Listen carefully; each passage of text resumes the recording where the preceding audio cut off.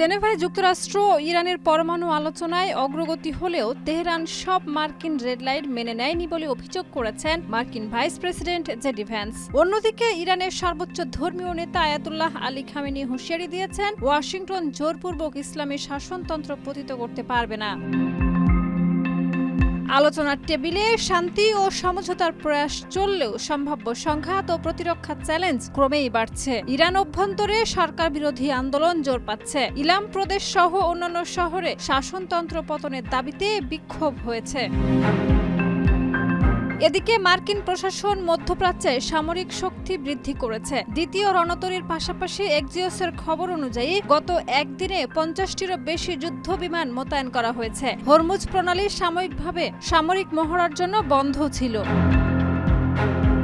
শান্তি থাকলেও জেনেভায় দ্বিতীয় দফার পরমাণু আলোচনার পর ইরানের পররাষ্ট্রমন্ত্রী আব্বাস আরাকচি জানিয়েছেন, কারিগরি মত পার্থক্য থাকলেও চুক্তির মূল নীতিতে ওয়াশিংটন ও তেহরান একমত হয়েছেন। আরাকচি বলেছেন, তেহরান পরমাণু অস্ত্র তৈরি ও অর্জনের চেষ্টা করছে না এবং প্রাথমিক সমঝোতার ভিত্তিতে সামনের দিনে চুক্তির কাঠামো তৈরি হবে।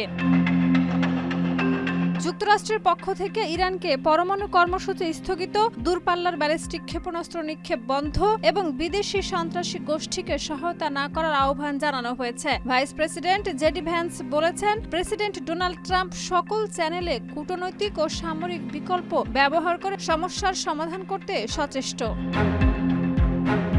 শাহিদা রুবি, মাই টিভি।